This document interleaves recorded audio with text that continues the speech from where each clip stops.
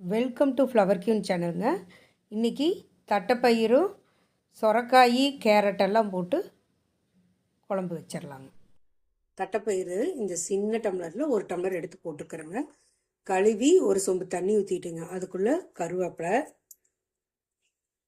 4 பல் பூண்டு,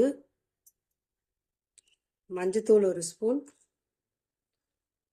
ஜீரகம் 1 ஸ்பூனுங்க, தக்காளி 1 போட்டுக்கலாங்க. அதுலேயே தக்காளி 1 போட்டுங்க, மூடி வச்சிடலாங்க.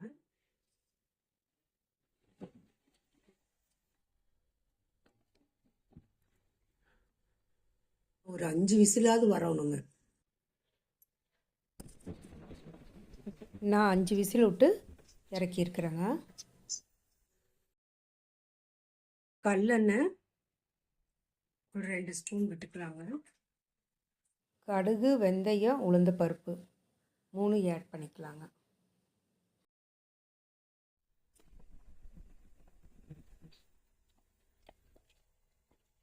கருவேப்பிலை, மிளகாய் 2, பச்சை மிளகாய், பெரிய மிளகாயை 2 கட் பண்ணி போட்டுக்கிறோம். இந்த குழம்பு புளி ஊற்றாமல் செஞ்சு பாருங்கண்ணா. நான் தக்காளி நல்லா பெரிய தக்காளியை 2 போட்டுக்கிறேங்க. நல்லா டேஸ்ட்டாகவும் இருக்கும். இதோட கட் பண்ணி இதோட தக்காளி ஆட் பண்ணிக்கோங்க. தக்காளி அதிகமாக சேர்த்துனா புளி ஊற்ற வேண்டியது இல்லைங்க. இதோட நம்ம கட் பண்ணி வச்சுருக்கிற 100 கிராம் சொரக்காயும் 100 கிராம் கேரட்டையும் ஆட் பண்ணிக்கலாங்க.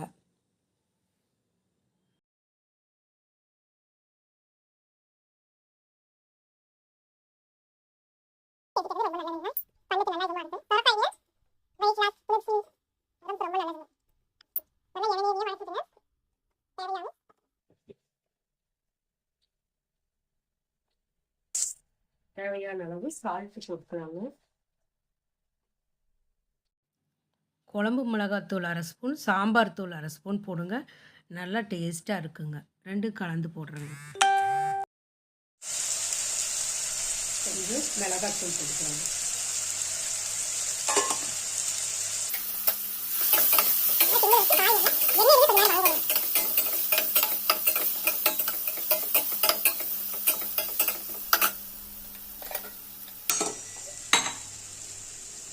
பெருங்காயத்தூள் போட்டுக்கணும்.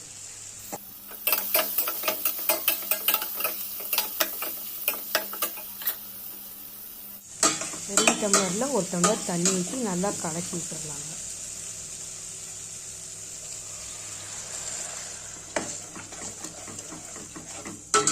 காய் நல்லா வேகட்டுங்க.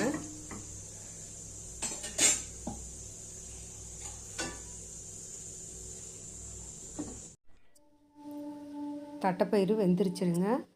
எடுத்து கடைஞ்சிட்டு காயோட ஆட் பண்ணிக்கலாங்க.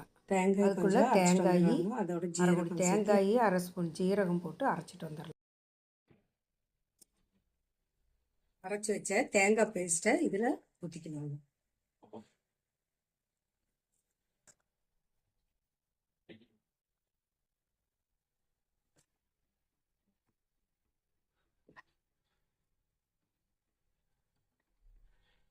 புளி வேணுன்னா ஊற்றிக்கலாங்க.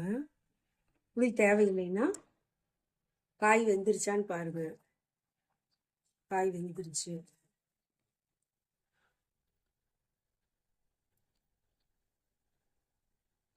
இந்த மாதிரி ஸ்டேஜில் கொத்தமல்லி தழையை போட்டு மூடிடலாங்க.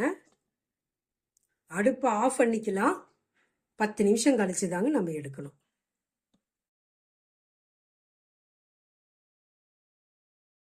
தட்டைப்பயிறு சொரக்காய் குழம்பு ரெடி ஆயிடுச்சுங்க. இந்த வீடியோ பிடிச்சிருந்தா மறக்காமல் லைக் பண்ணுங்கள், ஷேர் பண்ணுங்கள், மறக்காமல் கமெண்ட்டும் பண்ணிடுங்க. சப்ஸ்கிரைப் பண்ணாதவங்களாம் சப்ஸ்கிரைப் பண்ணிடுங்க. தேங்க்யூ ஃபார் வாட்சிங்.